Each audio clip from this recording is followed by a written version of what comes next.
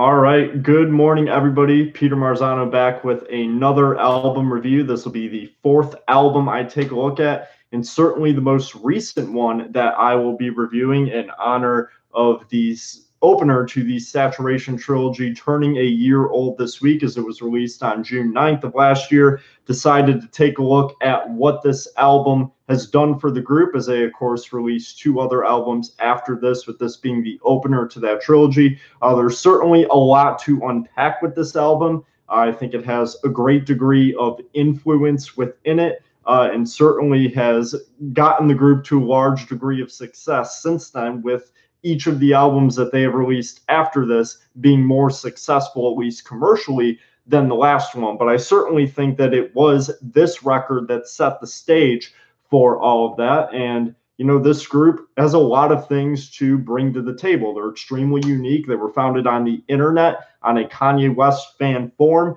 Most of the founding members are originally from Texas. They then relocated to Los Angeles, where this album was recorded. And at the time of the production or recording of this album, many of the members really didn't have a whole lot of money, didn't really know where their next meal was coming from a lot, which are concepts that do appear in this album, which I certainly think makes it not just very ambitious, but very easy to listen to. And for certain people, depending on what the issue may be, very easy to connect to. And they definitely expand on that and take a lot of ambitious lyrical concepts and have all in-house production, with them being with the number of members frequently changing. I believe it was 14 members at the time of the production of this album, 7 of whom appear vocally, the rest of whom handling the management, web design, and production side of things. But I guess I will get started and let you guys know what I think of this album, as it's really has had a big impact within the past year. And starting off, I think that they make sure that everybody knows that they're about to have an impact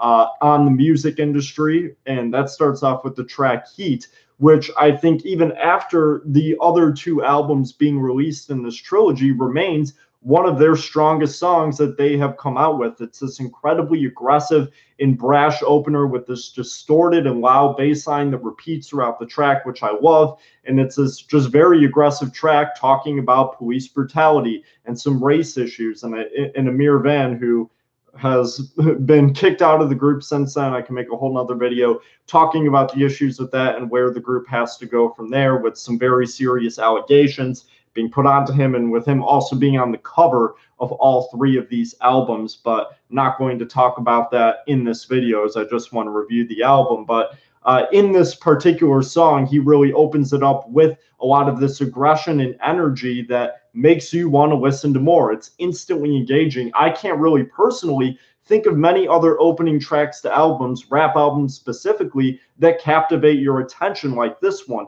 And I really think member Jabba coming in the outro of this song with one of the most clever but also aggressive and almost harrowing lines, saying, "I'll break your neck so you can watch your back." Really, really an enjoyable track, and one that I really think sets the tone for what this group is capable of.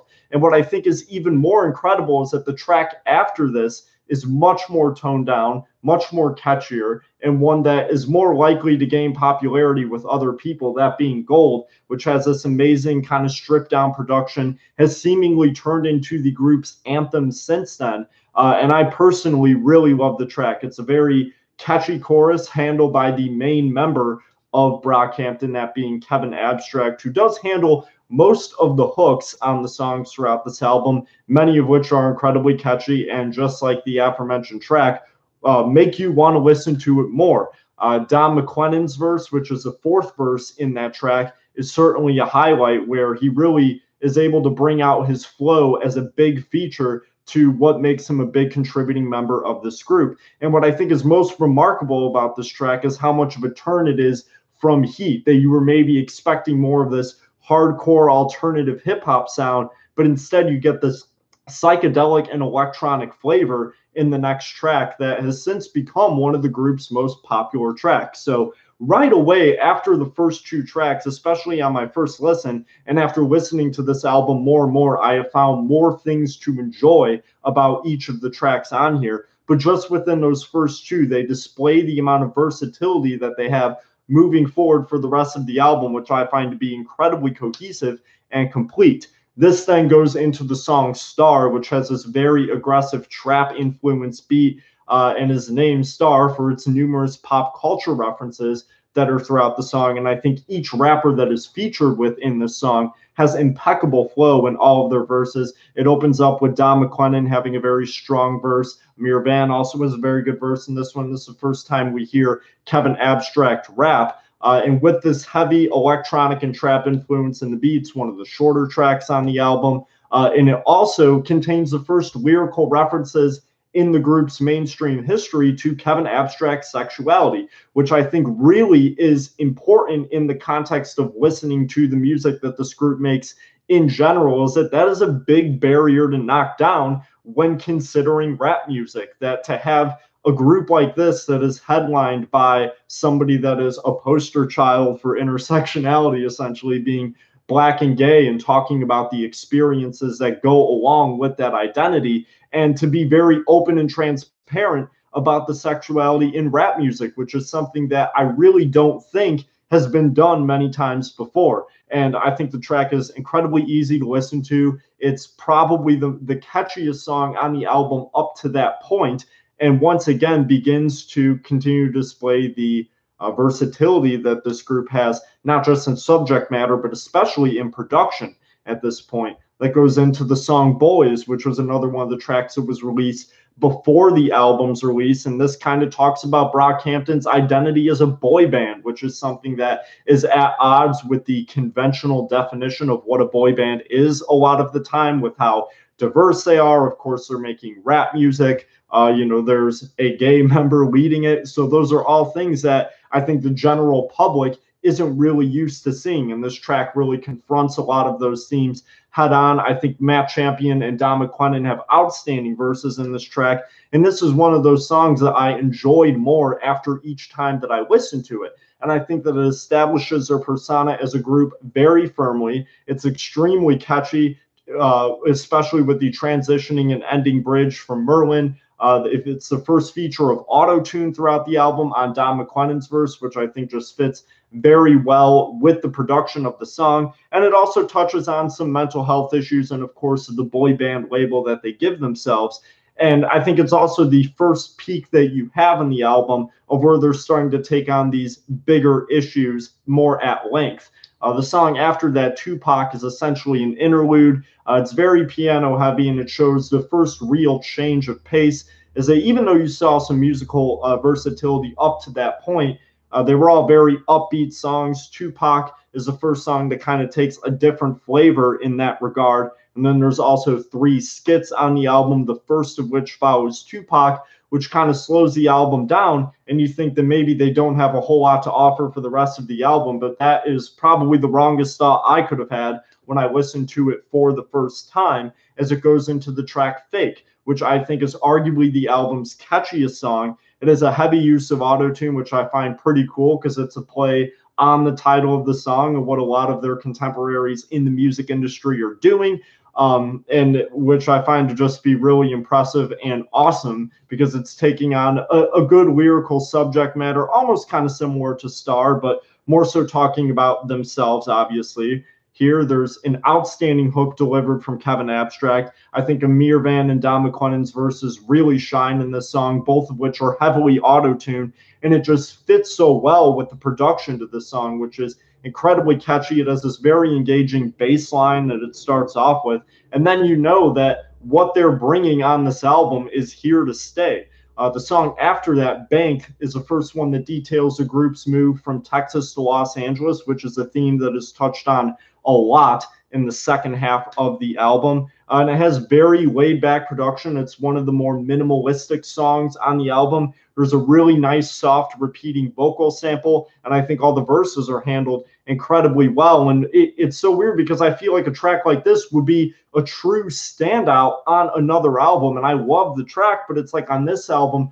there's just so much that there is to offer throughout that it's one that can almost be lost in the water, even though I still personally consider it to be a standout on the album and one of my favorite tracks. The second skit comes in after that, which is maybe one of my few complaints at the album, is that the track listing doesn't really have the skits spaced out as much. So there is a small chance that you may lose attention where you wouldn't really want to. But from right after that, the album takes on a whole nother tone from that point on for the rest of the album, starting with the song Trip, which was one that I really, really enjoyed the first time I listened to it. And it's really the first song in the album that has a really heavy psychedelic flavor to it. You saw a little bit with Gold, but this is a very psychedelic and introspective track, continuing to cover the mental health issues of self-actualization with Kevin Abstract's hook, Today I'm gonna be whoever I want to be.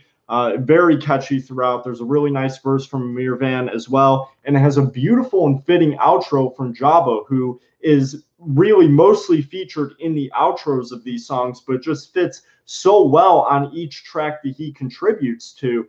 And the beat to this song, as I said, along with its psychedelic flavor, it's a little more stripped down. You get a little bit of a synthesizer sample, I believe, in there. So it really is an enjoyable track. And then that goes into the song Swim, which is the first remarkable change of pace on the album as far as production and especially instrumentation. There's this gorgeous opening guitar riff and hook, and it's really the first truly emotional track that's on the album. And while up to that point they touched on these issues, but what's so impressive about Saturation is that they delve into it more and more as the album comes on. And this song specifically talks a lot about love and heartbreak. There's this high-pitched repeating sample and a lot of crescendo and decrescendo with the guitar riffs, and that really adds a lot to the flavor of the song. And I really think the Merlin Wood's verse in this song really stands out, talking about his move to California,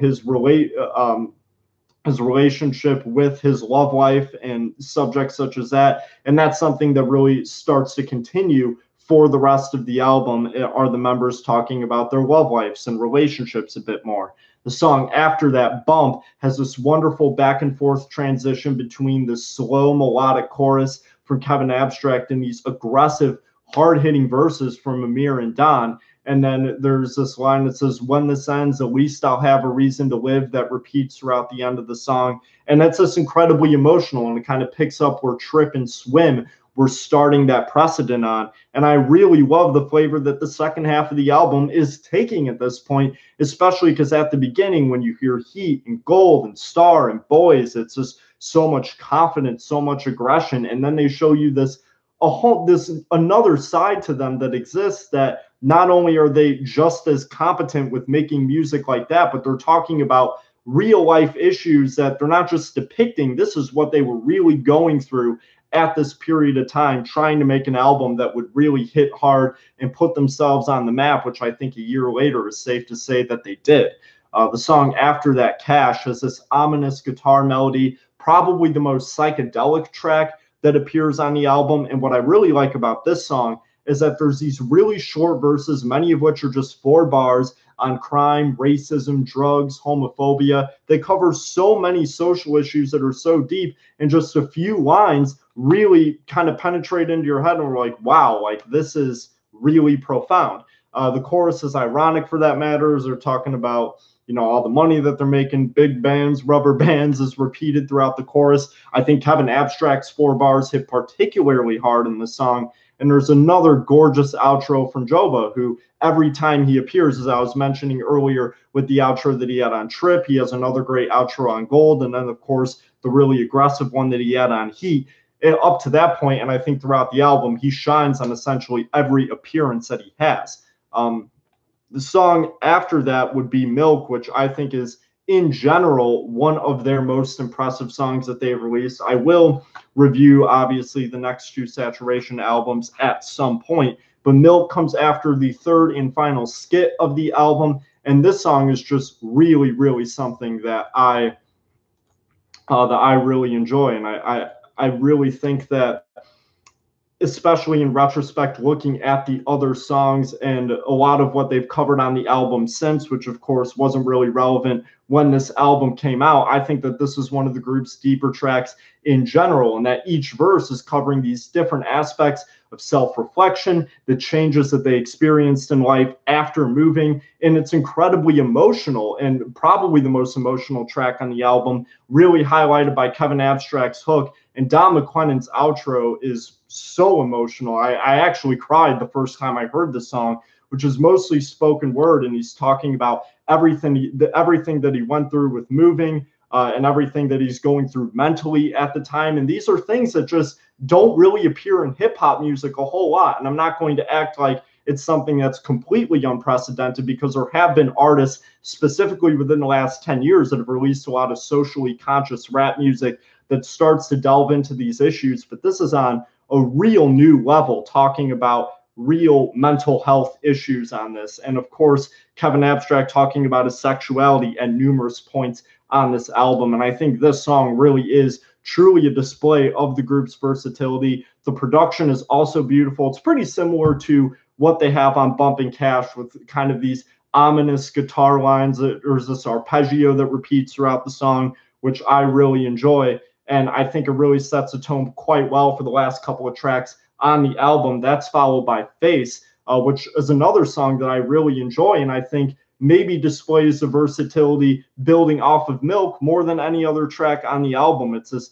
incredibly soulful song with a very well performed chorus by Joba, and it's the first time that he's really performing the chorus on the album. It is probably the most minimalistic song on the album, which is another aspect that I find incredibly impressive, because there's songs on here that have so much to them, especially on the first part of the album, where there's a lot of maximalistic songs like Heat and like Star. And then this song is just completely stripped down. It really puts you in a whole different mood. There's these heavy soul and psychedelic influences, and it covers the idea in depth of past love and yearning to have what they had at one point. Matt Champion's verse on the song, I think, is one of his strongest that he delivers on the album, and I think that that really sets the tone for what he delivers on the next two albums that come after this, which is certainly impressive, because I think that he's one of the members that really shows incredible growth throughout the trilogy. The final song of the album, Waste, which I probably think, and it really speaks to how great this album is the weakest song in the album, just because I think they could have done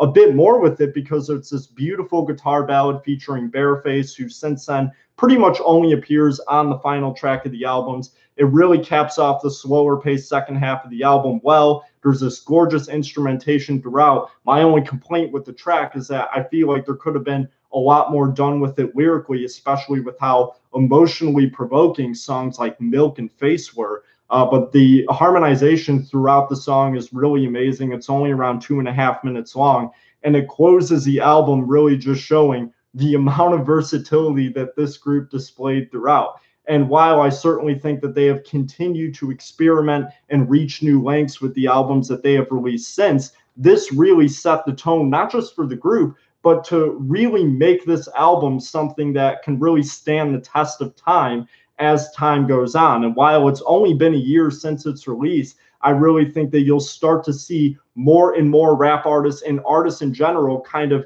take the flavor of what Brockhampton gives on this album. And it really set the tone for what they were able to do on the next two Saturation albums, and hopefully beyond that. Of course, beyond that will be without Amir Van, and that'll be really interesting to see what their next album is like, and also how they kind of confront his appearances on this album when they continue to play shows again, as they announced they will be on Jimmy Fallon, I think, in 6 days, which will be interesting. But I think just throughout this album, I can't really find a track on this thing that I don't love, essentially.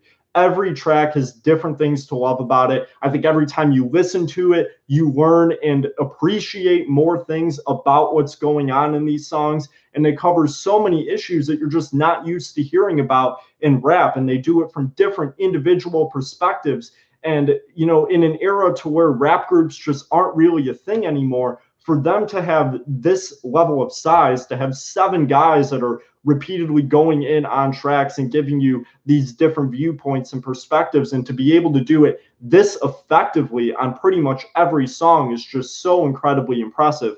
And for that reason, I really, really love this album. And not just do I love it, but I think that as time goes on, it will really stand the test of time as a classic in the genre and is one of the more influential and tone-setting albums in the future for the artists to come. And obviously, that's just a prediction of mine. I don't know that for sure, but what I do know for sure is that this album is incredible. And if you haven't listened to this or the two albums that come after this in the Saturation trilogy, you're certainly missing out on what this group has to offer. I'm very legitimately giving this one a 95 out of 100. I think it was maybe one of the best albums, not maybe, certainly one of the best albums of 2017. You can make a case that it was even the best album of 2017. Really incredible. Loved every second of this album and really loved every track for different reasons because of what they were bringing to the table that was so different than what they were able to do before. And I think especially going from the aggressive and maximalistic beginning to the album